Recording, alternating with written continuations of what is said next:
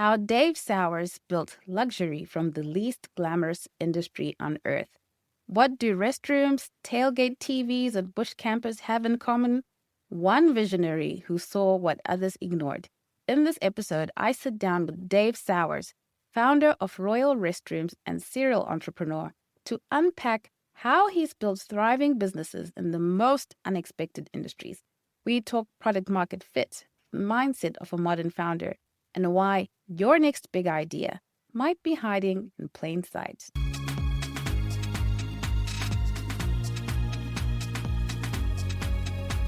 It's time to reinvent.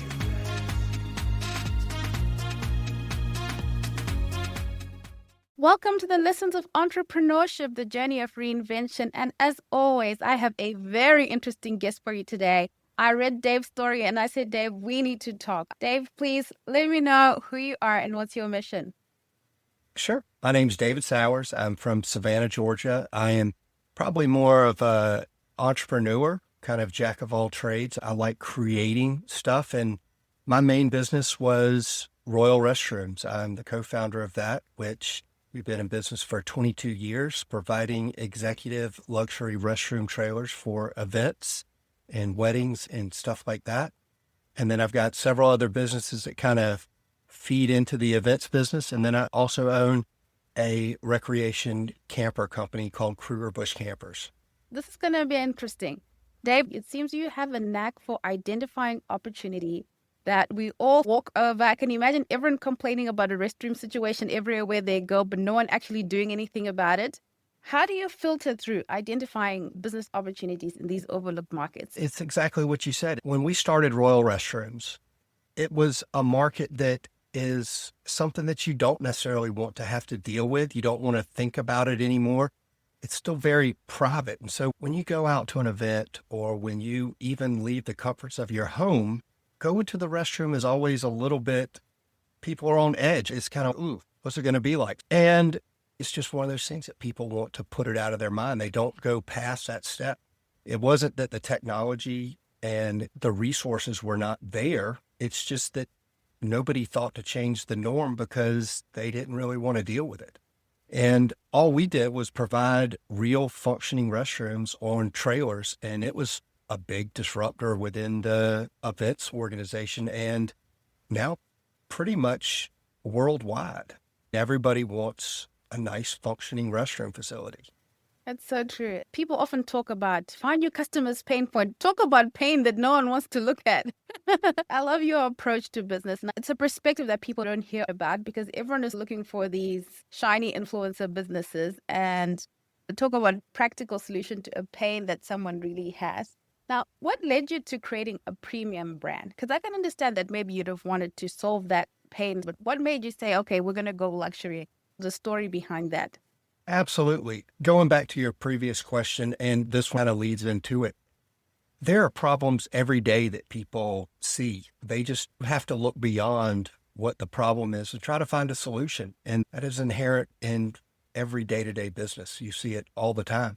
But when it came to the restrooms, we looked at who would accept this first. At what expense, at what level would you want to pay for this service? Even though it's not technically a premium service, it really was a premium service, but it was the same service that you're used to every day. And so we targeted weddings and high-end events first to see about what they would think about it. And what happened was every time somebody sat down on that toilet, they weren't going back. So all of a sudden it started to feed into, this is what we want for everything else. The second thing is Robert and I are huge parts of the community. We want to see our community prosper. We want to help out. And there are so many nonprofits and events that are outdoors that support such great things, from March of Dimes to Down syndrome. We're able to be a part of those events by providing a restroom trailer, which elevates that event. And giving back to the community, there's a sense of pride, there's a sense of gratitude, there's grace. So many of us were blessed with so many things that we don't realize until something bad happens to us. And there are a lot of people in this world that haven't gotten 100%. And when you are a part of that many different nonprofits, you start to understand it and you start to become more thankful for who you are and what you're doing. And you can sleep a little better. To be a part of community and to give back. I think that's a message that a lot of business owners need to hear, because sometimes, of course, you've got to get to the money first. So you've got to have a model that you verify. And once you get to the money, then you have the opportunity to give back and to really make a difference in your community. Dave, something that you said earlier, which I think it's the definition of disruption, is when people experience something and they are not going back. That is what it means to disrupt an industry. So you get this concept and you think, okay, who can we sell it to? Who will be willing to pay money for this? And how does it go from concept to your first sale? What was that like? When we first targeted the market, like I said, we went after high-end events, weddings. We went for those one percenters, the place where people were going to spend a little extra. And weddings, you're trying to make such a memorable day and make it just magnificent. You want it to be that Cinderella story. So people are willing to spend a little bit more money for those conveniences. And if we're all in nice suits and dresses and it's a huge celebration, nobody wants to go into a porta potty. Nobody wants to feel that. You want to go into something that is, hey, wow, you know what? Let's get back out on the dance floor. Let's grab another slice of cake. I can do this. It doesn't mess up the rhythm of your event. And by providing nice facilities like that, we were able to sell it. And it wasn't that hard of a pitch. As entrepreneurs, you have this concept and then you try to sell it and you get feedback that leads you to where you should go. Was this initially between you and your partner? I'm guessing you mentioned your partner. Was this something that you initially said, you know what, let's go to weddings? Or did you try to sell it somewhere else and then you realized the feedback, maybe you needed to rethink about it, that process that someone who may be in that space may be thinking about? So I think that goes back to a little bit of the origin stories of Royal Restrooms. I was taking my two daughters. We were at a Shakespeare in the Park festival, and the oldest was potty training. The youngest was just a few months old, to be honest with you. We went to a porta potty, and I try to go in there. It's tight. It's dark. I turn around. She's touching the porta potty. She's looking down in the hole. I go to panic mode. What do I do? Where do I clean? Just pure pandemonium. You can visualize this. You can think about it. And I open the door. I pass CC off to patron outside. And I'm nervous about that. But I've got Stella. I'm holding her up. I've kicked the door open a little bit so I can see what's going on to make sure the other one. And all of a sudden I get a warm sensation on my leg. I go from nervous to very upset because I'm now getting peed on. And here we are.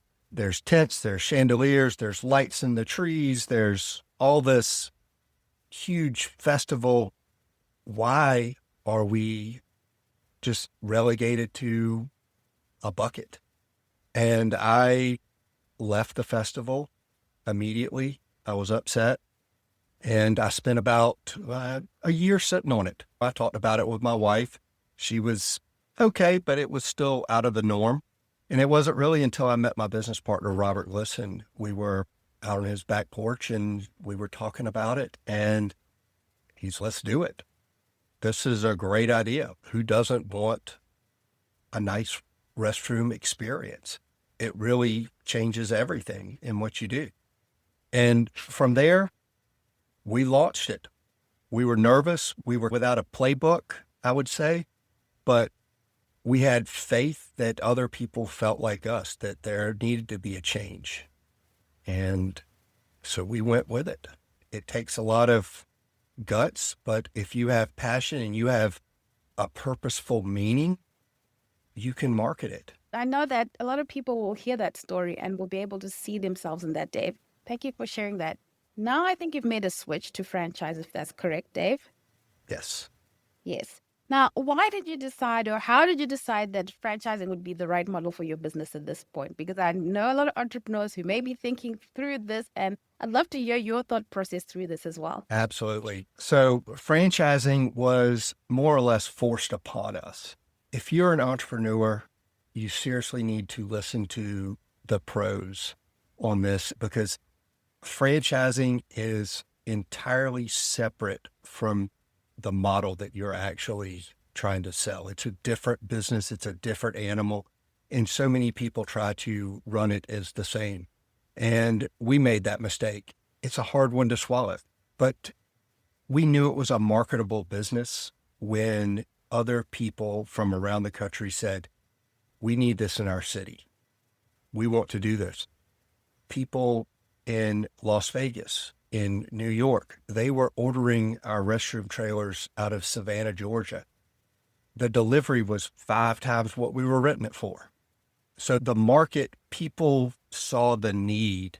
It allowed the movement of continuity and continual process. In other words, if a business had to be shut down because they didn't have a restroom facility for their clients, all of a sudden our facilities provided that. We had handicap accessible restroom trailers. So the entire model was evolving continuously. But we sold licenses first, and then we got in trouble that said that we were a franchise because we were not technically a license. We were telling people that you had to maintain a certain business model. You had to rent the restrooms. They had to be clean. They had to have 2-ply toilet paper. And so we were forced into becoming a franchise. And that was a hard process. Very interesting. Now I'm going to be really nosy. Dave, when you said you got into trouble and that initially you were thinking that you were going to license the model, what happened exactly? Like, how did you get into trouble for that? And maybe you can distinguish for us what would be licensing and then what would be actually franchise. Because probably a Sure. lot of people also wouldn't know that as well. A license is I give you permission to use my name, or I give you permission to use my logo. Franchising is a proven model that works if you follow the steps. Doesn't mean that you're going to be, that it's out of the box. I'm going to, hey, buy a business. You still have to put in the work. There's still a lot of work. But if you do what we've said to do, it will take traction. It will work if you operate it the way we have laid out. And that's very appealing. That's why a lot of banks, it's easier than just a regular traditional startup, because there is a helping hand and there is a proven model if you do it. But going back to licensing, how we started, as I said, people wanted to rent our trailers in other places. They wanted to bring the same type business to their markets. And they wanted to use what we had already set up, our logos. They wanted to use our marketing materials. They wanted that shared help.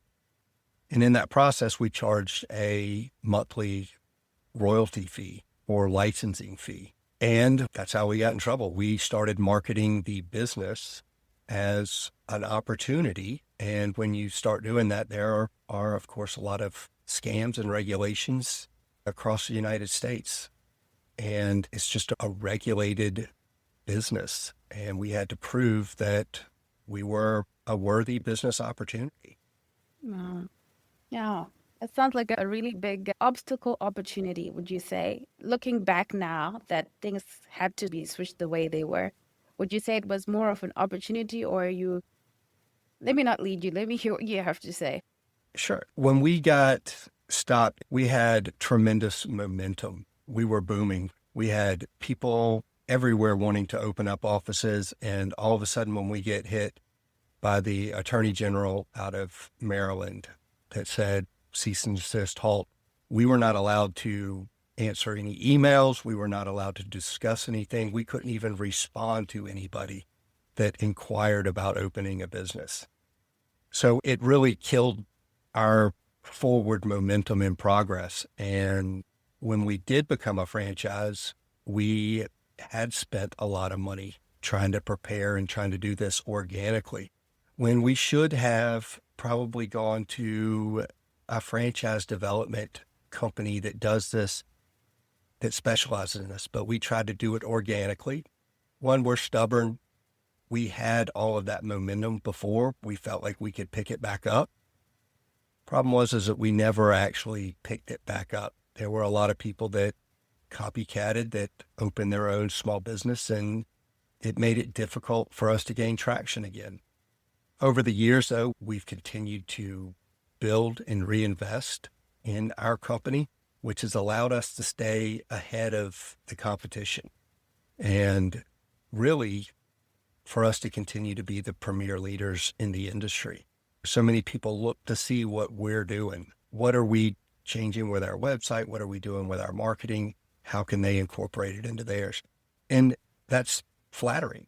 They tell you that's the most flattering thing is when someone copies you, but it's a hard uphill battle.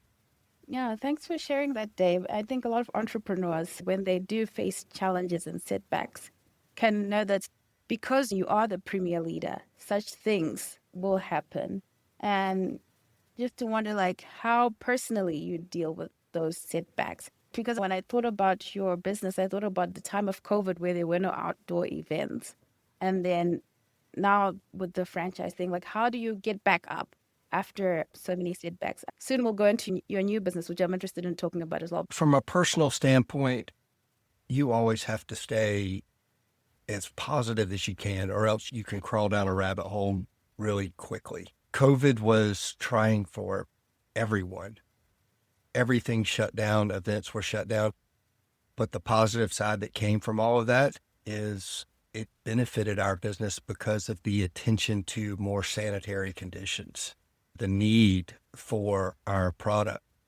Our business has exploded in the U.S. There are so many government agencies, cities that are saying, no, you have to have this type of facility now to move forward. We're not going to let you use a porta potty. You've got to have sinks. There's just a lot of different cause and effect, I guess. When something knocks you in the face, if you just try to continue to feel that without looking at, okay, what can come out of this? How can we survive this? What can we continue to be thankful for? It's one of the things that my wife is so good at that I desperately try to get into. Something bad happens, I'm like, oh my gosh, I can't believe this is happening. You're not hurt. No one else was hurt. Nothing happened. We can move on. And I think you have to stay graceful and positive to see, even when there's a bad outcome, there can be a good outcome as well. Yeah, your wife sounds like an amazing person. So she It's is. wonderful It's to very have. much. Yeah, wonderful.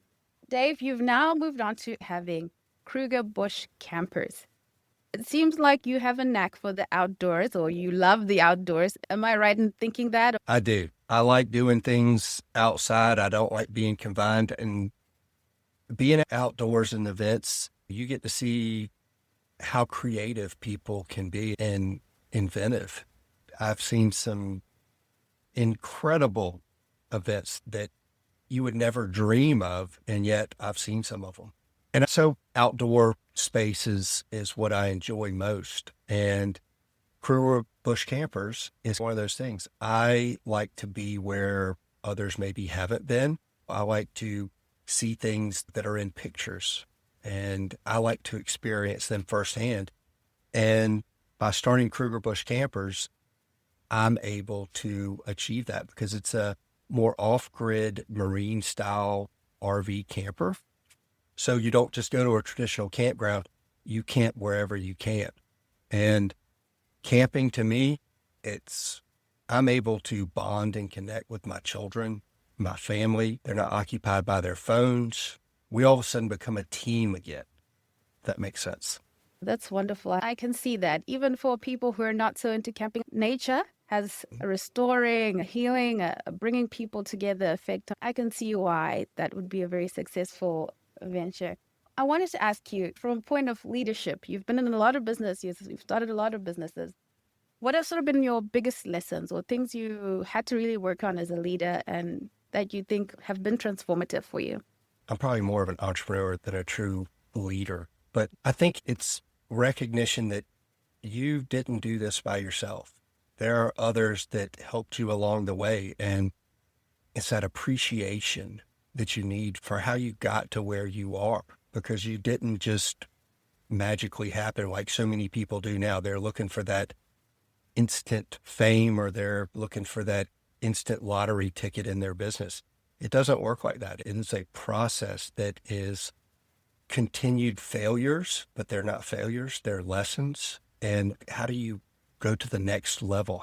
What did you learn from it, and how can you pivot? And employees, they are your family, they are your backbone, and there's got to be trust, and they have to see your vision. They have to see what you're thinking to be able to follow the direction that you want to take the company. Powerful. What is exciting you in your space as you look out into the future? I think you'd probably have a unique perspective because a lot of people are thinking AI, robotics, and blah, blah, blah. And that's where everyone is looking. But I'm sure that you're probably looking somewhere else. I may be wrong. And I'm interested to know what's exciting to you and what are you looking forward to in the future? Yeah, so like you said, AI, that's on everybody's plate right now.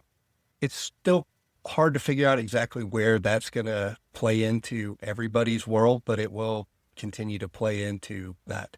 In all of my businesses, it is the fact that we make so many different memories. We see so many things. There's nothing monotonous about what we do. We could be at someone's wedding, we could be at a feature film, or we could be at a disaster response. It's coming up on 20 years of Hurricane Katrina, and that is something that will never leave me. That was a traumatic experience, and I didn't even go through it. I just witnessed part of it. So the things that excite me are the fact that I get to continue to make new memories. Now with my campers, I'm able to reflect. I'm able to take some personal time. I'm able to be with my son and my kids and enjoy life, but I'm still able to be inventive. And that's what's so great right now with my life. That's wonderful, Dave. I had another guest on the podcast who was talking about AI, and he said we're going to have more free time. That's what AI is going to do for people. We're finally going to have work-life balance, and people are going to have more free time. So, hey, go camping. This Kruger Bush campers and get to reflect and reconnect with yourself. Dave, is there something or a message that you want to share with the audience, or something I didn't ask that you feel I should have asked? Lean on your partner. The ones who love you, the ones who trust you and believe in you. You don't have to hold everything inside. Talk to them. Let them know where you feel. They'll surprise you. And the more you talk about it with your loved ones and your trusted friends, the easier the solutions that come out of it. Oh, wonderful. Thank you for that, Dave. Dave, I think I totally butchered your last name in the beginning because I said something and then I heard you say something else and we didn't sound the same. Yes, it's Sauers. Co-founder and CEO of Royal Restrooms and of Kruger Bush Campers. It's been a pleasure. Dave, where can people follow you? Where can they learn more about what you do? Sure. You can follow us on any of our social links under Royal Restrooms, and we would love to be a part of any event or memorable experience outdoors under royalrestrooms.com.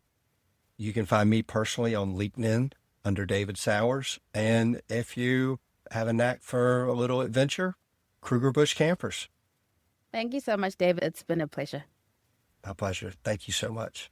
If you love what we're serving here at the Lessons of Entrepreneurship, the Journey of Reinvention podcast, please share this episode and have some conversations around these principles and ideas. There's nothing better than talking business with a fellow business bestie. Bring some inspiration to your entrepreneurship journeys. And as always, thank you so much for listening in and see you soon.